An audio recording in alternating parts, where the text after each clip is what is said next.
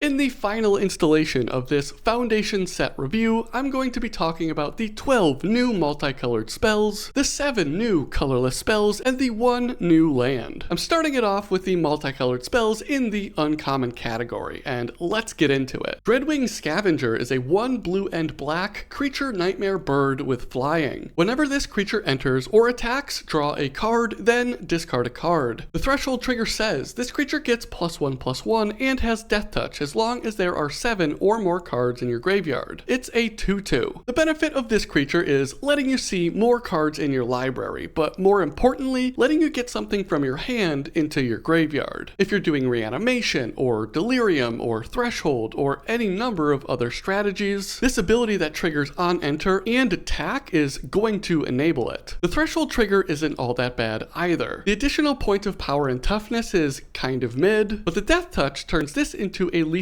blocker at some point in the game, if you need it. Because this enables so many strategies, even though it may not be the best option in each of them, I'm gonna put this in Fringe. Perforating Artist is a 1 black and red creature devil with death touch. The raid trigger says, at the beginning of your end step, if you attacked this turn, each opponent loses 3 life unless that player sacrifices a non-land permanent of their choice or discards a card, and it's a 3/2. Playing this early is going to be accruing you plenty of advantage by draining your opponents of one of these 3 resources. And even if you don't have plenty of creatures you want to be attacking with, this having death touch on its own makes it a pretty uncomfortable block for your opponents. It's a less impactful draw later on because of the way this accrues value turn after turn after turn, but worst case scenario, it's another death touching blocker. This feels like a solid include in plenty of different Rakdos decks. I'm gonna place this in nice. Fiendish Panda is a 2 white and black creature bear demon. Whenever you gain life, put a +1/+1 counter on this creature. When this creature dies, return another target non-bear creature card with mana value less than or equal to this creature's power from your graveyard to the battlefield, and it's a 3/2. If nothing else, this is a solid incidental creature recursion option in a deck. As long as you avoid bears in your deck, this is almost a guaranteed 2 creatures in 1 card. If you're in a life gain strategy, this creature can become a problem on its own and then can resurrect an even bigger problem. I love it in those life gain decks. I think it's fine in other Orzhov decks as well. I'm gonna put this in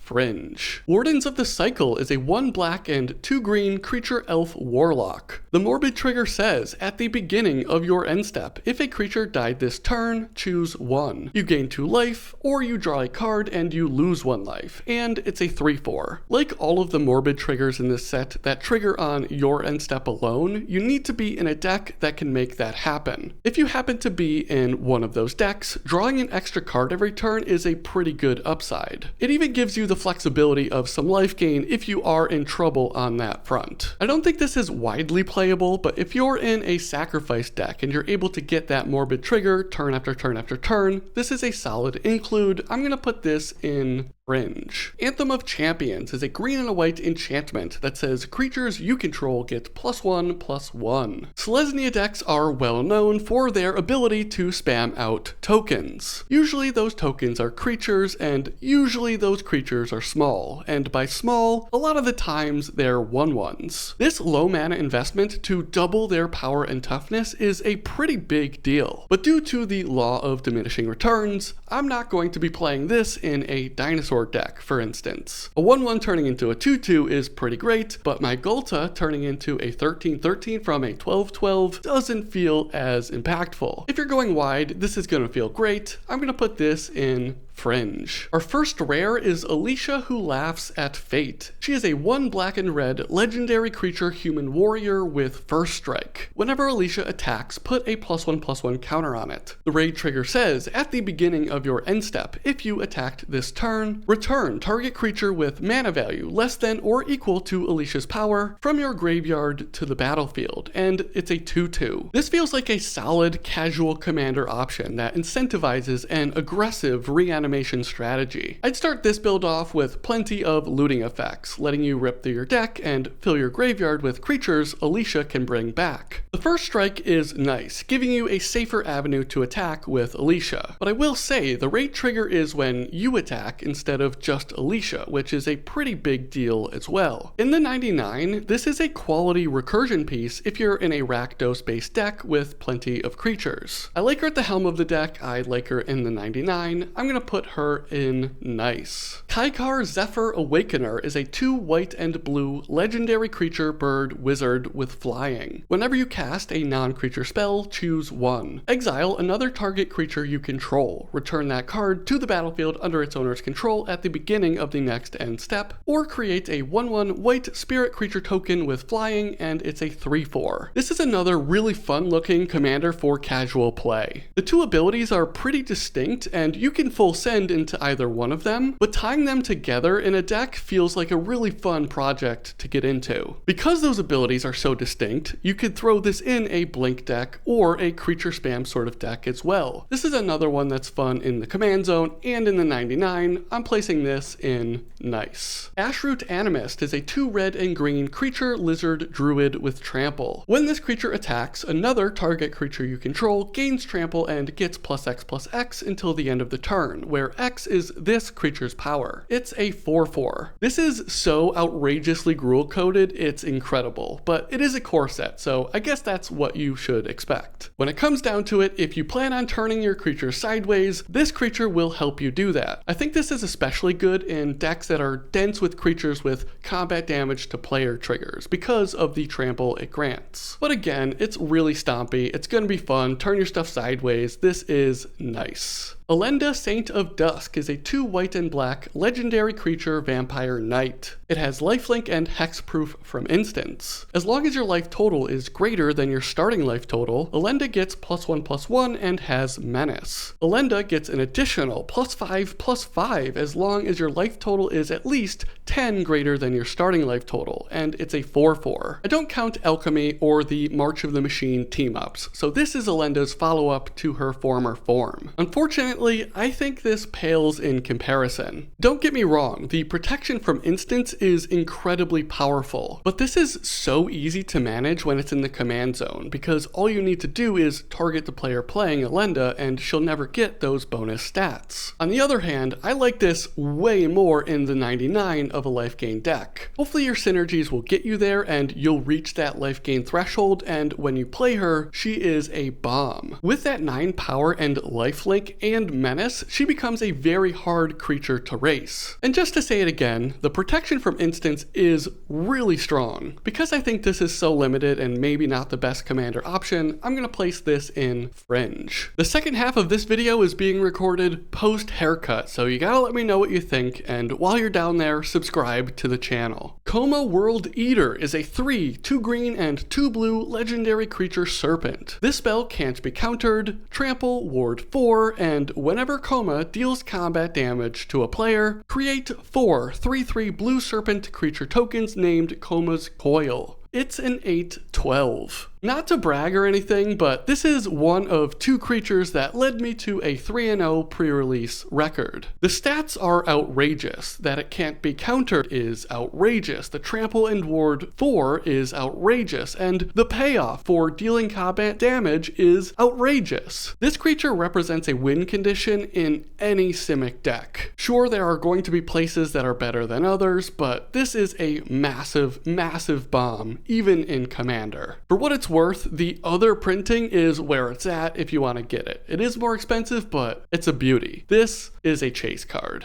Zamone Paradox Sculptor is a 2 green and blue legendary creature human wizard. At the beginning of combat on your turn, put a +1/+1 counter on each of up to 2 target creatures you control. For a green and a blue, you can tap Zamone. Double the number of each kind of counter on up to 2 target creatures and or artifacts you control, and she is a 1/4. Even if you have no counter synergies whatsoever in your deck, the combination of the combat step trigger and and her tap ability makes it so you have that synergy that can grow in value exponentially. The fact that the tap ability doubles any counter type as well as can target artifacts as well as creatures is really strong. For counters, I'm thinking of the Miogen cycle where you can double the indestructible counters to get additional value. In terms of artifacts, there's the Door of Destinies that gains those counters as you cast a creature type spell, and you can just double those counters, doubling the power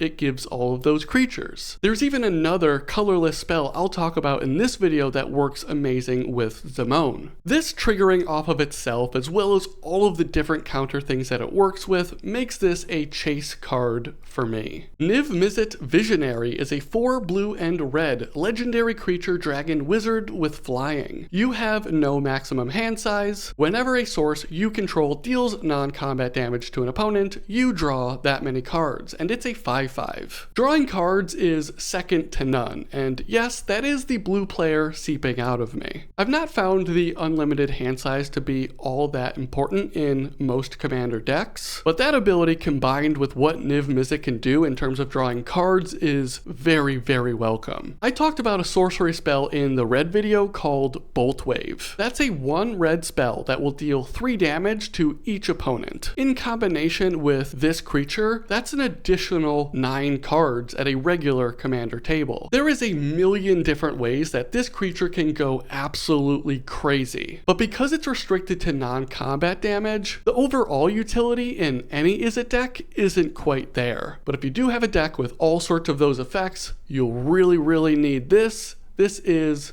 Fringe. Quick Draw Katana is a 2-mana artifact equipment. During your turn, equipped creature gets +2/+0 and has first strike. The equip cost is 2. This is the only common on the list, and as expected, it isn't as powerful as everything else. This is too inefficient to be put in any deck that isn't a samurai or ninja theme. This is a hard no. Fishing Pole is a 1-mana artifact equipment. Equipped creature can tap for 1 mana, tapping Fishing Pole. Put a bait counter on Fishing Pole. Whenever this equipped creature becomes untapped, remove a bait counter from this equipment. If you do, create a 1/1 blue fish creature token with equip 2. There are ways you can make infinite fish, which I think is a really fun way to win a game, but unless you're doing exactly that, this isn't really doing enough to be impactful. With this and all the gifted fish out there from Bloomburrow as well as the Fountain Port, I think there's enough support to brew up some kind of fish-based Magic game. I don't know, I haven't thought about it quite deeply yet, but stay tuned. Anyway, this really isn't all that efficient. I'm gonna put it in Jank because of the combo ability if you want to do that, but it's not all that good. Ravenous Amulet is a 2-mana artifact. For 1 mana, you can tap it to sacrifice a creature. You will draw a card and put a soul counter on this artifact. Activate only as a sorcery. For 4 mana, you can tap the artifact to sacrifice the artifact. Each opponent loses life equal to the number of soul counters on this artifact. You really want to play this early so you can use it turn after turn after turn. The problem with that is you need to invest mana and you need to have a creature that you're willing to sacrifice. That's a lot of hoops to jump through for a drawn card, but there are going to be decks that might want this, but they probably won't want the second ability. That doesn't seem all that relevant unless you're building a deck around it. I'm going to put this in Jank. Scrawling Crawler is a 3-mana artifact creature Phyrexian construct. At the beginning of your upkeep, each player draws a card. Whenever an opponent draws a card, that player loses 1 life, and it's a 3/2. This is exactly the spell that all the group draw decks have been looking for, especially since it's colorless. Outside of those lists, giving your opponents what is 3 cards to your 1, even if they do take a point of damage, is a pretty big downside. This certainly has a place, and in that place it's going to be great, otherwise it's hard to justify. I'm putting this in Fringe. Leyline Axe is a 4-mana artifact equipment. If this card is in your opening hand, you may begin the game with it on the battlefield. Equipped creature gets +1/+1 and has double strike and trample with an equip cost of 3. This is the first equipment with that Leyline ability, letting you start the game with it on the battlefield. That's a pretty enticing prospect, even though the mana value cost and equip cost combined is 7, which makes it less than enticing if you end up drawing it. But still, Double Strike and Trample is a very devastating combination of keywords that can end a game really quickly. This is a nice spell. Banner of Kinship is a 5 mana artifact. As this artifact enters, choose a creature type. This artifact enters with a fellowship counter on it for each creature you control of the chosen type. Creatures you control of the chosen type get +1/+1 for each fellowship counter on this artifact. In opposition to the Door of Destinies, which grows in power as you play more of the spells, this artifact wants you to have an established board state for this to probably end the game. There are ways you can get blown out if there's a mass bounce spell or something like that, but that's of course a risk you're willing to take. If you do happen to be in a human or wizard deck, you probably want Zamone so you can double those fellowship counters, which is just crazy. This is a very strong, game-altering spell in a tribal deck of any type,